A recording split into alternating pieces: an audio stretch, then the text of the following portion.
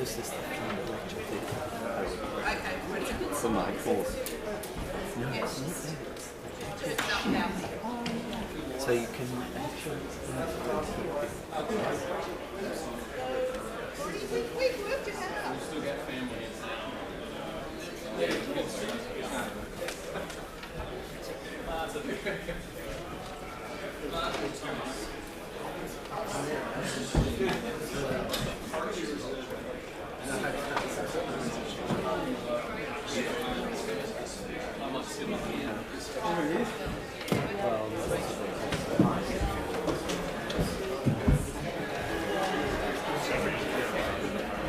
They do.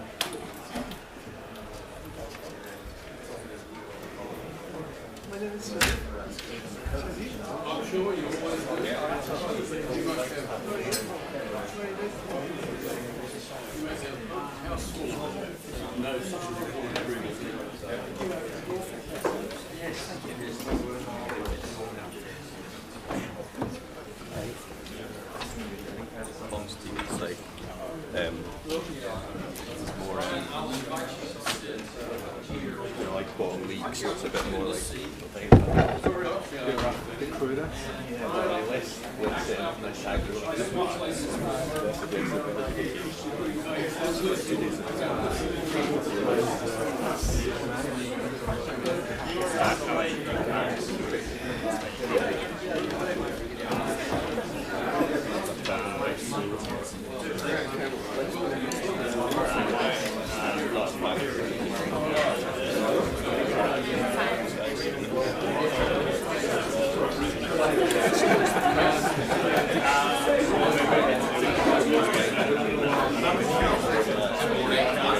Good morning.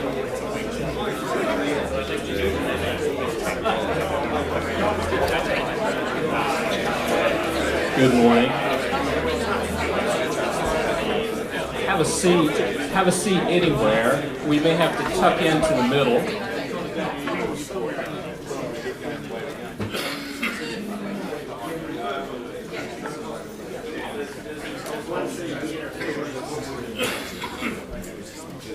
Welcome to the first Energy Innovation Forum, as we're calling these.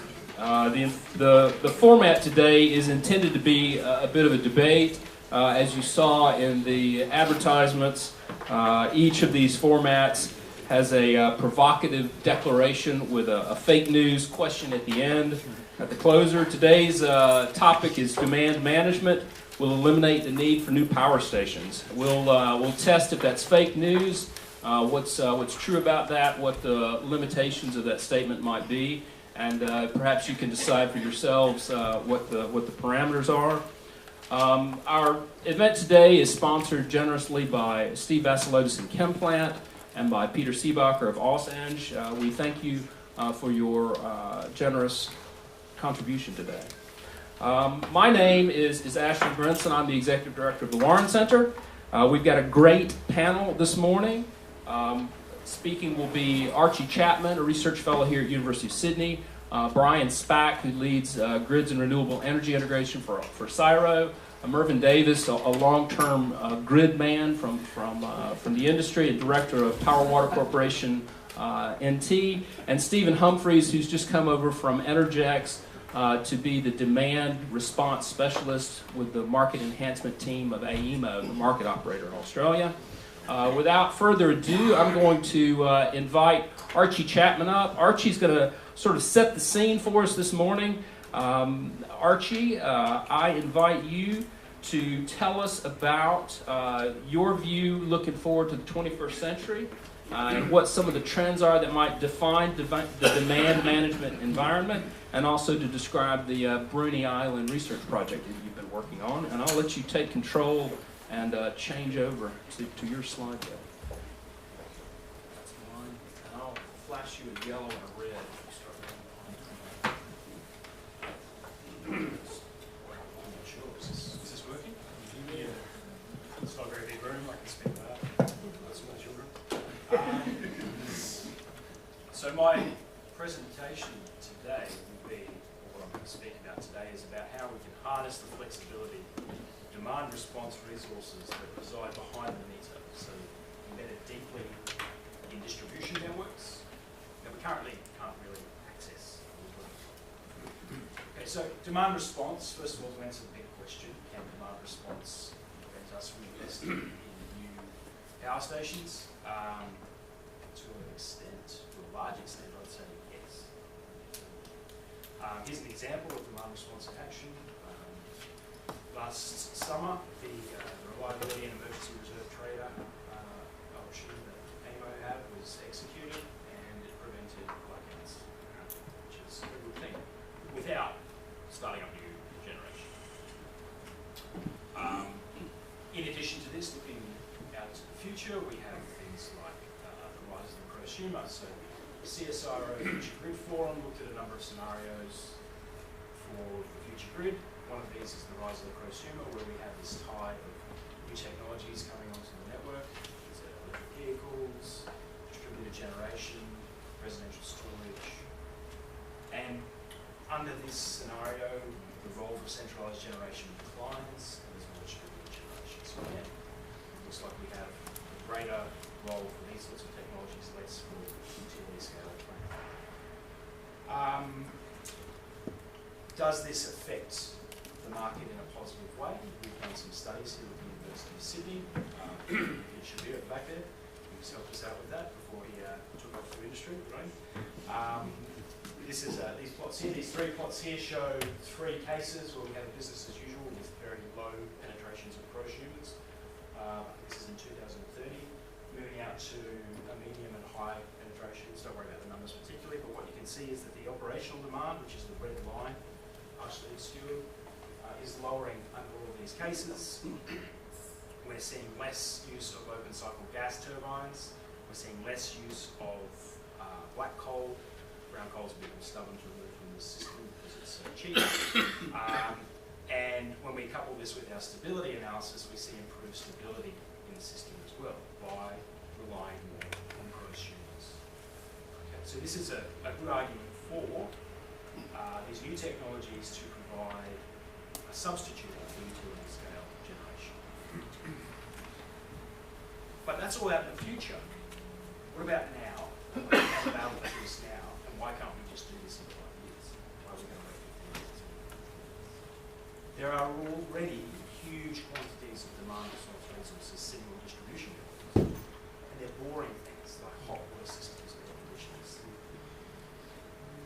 The catch is that the networks themselves are actually, in a technical sense, a barrier to integrating these technologies into the wholesale markets. And not in an institutional sense, I'm not trying to have a go at the networks. I'm just saying that in a very technical sense, having network constraints limits how much you can inject these resources into the wholesale markets. And what I want to talk about today is three main points that we need to address in order to better integrate these existing resources into the system, the power system. That is improvements in automation technology, improvements in the information available to market participants, and by that I specifically mean network descriptions or constraint descriptions, and last of all, the incentive designs which will be used to support their participation. I'm going to focus in particular on automation technology because that's what I work on. Okay, so saying we can use demand response resources like hot water tanks in wholesale energy markets is a bit like the old joke about the economist, the physicist, and the engineer who were stranded on a desert island with nothing but tin food to eat. The physicist and the engineer both come up with exotic mechanisms for opening up the tins. So the economist sits back and says, imagine we had a can. So this is, what I want to say today is we do have a can. We've developed technology which can harness these sorts of resources that are deep in the distribution network and aggregate them up to the transmission and system network. The technologies that we have developed we call network-aware coordination algorithms. They allow us to use distributed energy resources in a co-optimized way across distribution networks at scale. And what we are effectively building is a future distribution system operator's dispatch engine. That nasty diagram there is a tattoo that we put on my PhD students. So making use of this technology, we actually make the distribution networks and the sub-transmission networks the conduits for bringing these resources up to the market in quantities that actually have a positive effect on the network and the systems in the aggregate. Okay, and in this way, the distributed energy resources can compete directly with large-scale generators. That's the audacious aim that we're going for.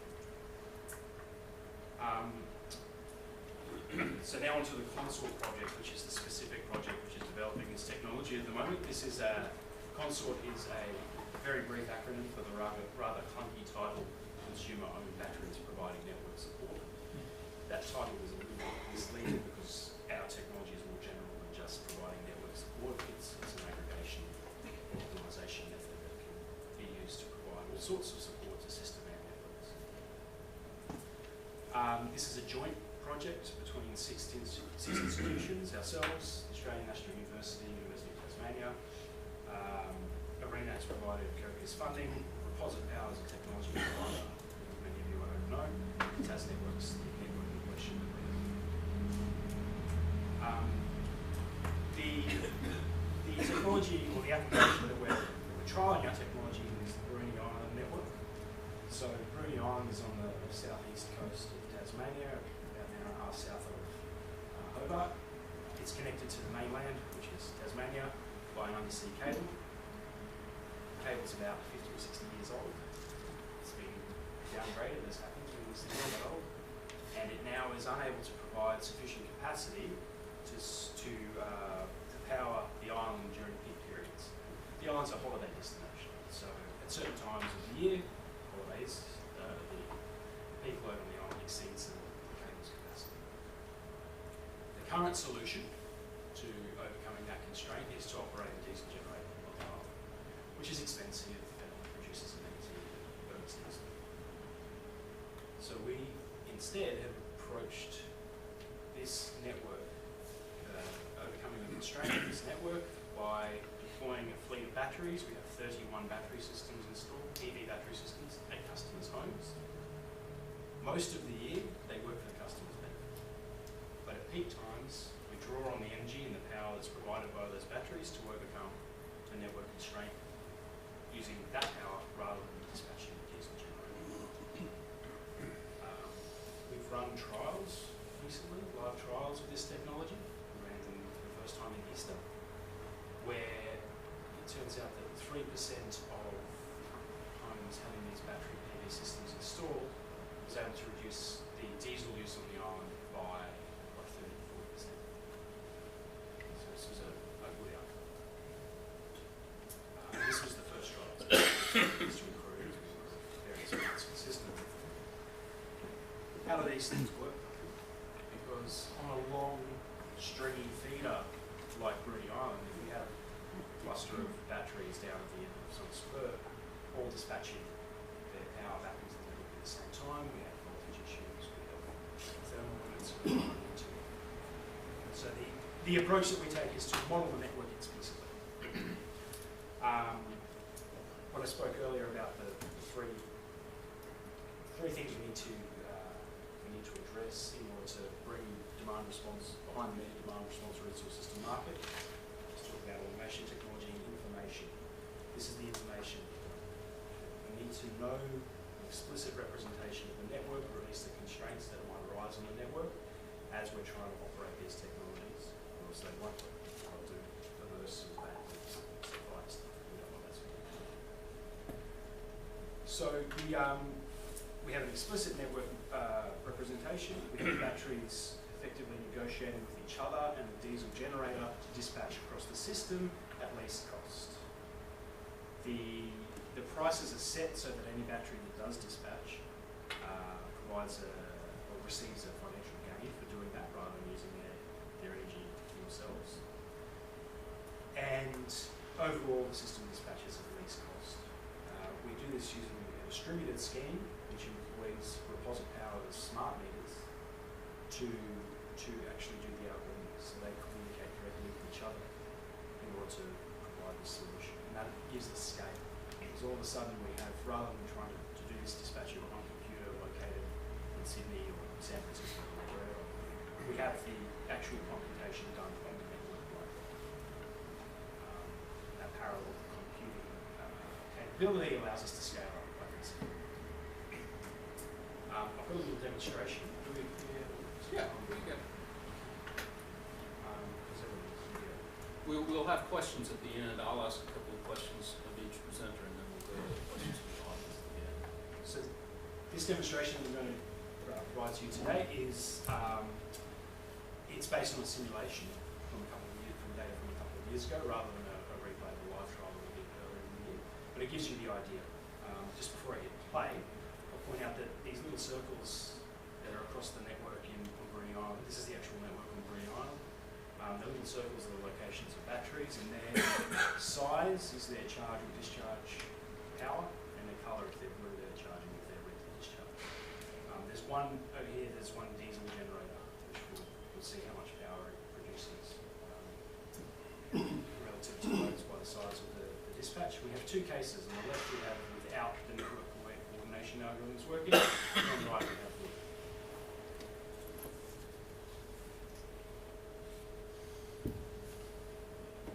So this is early in the morning, so coming up to the morning peak, we have the batteries charging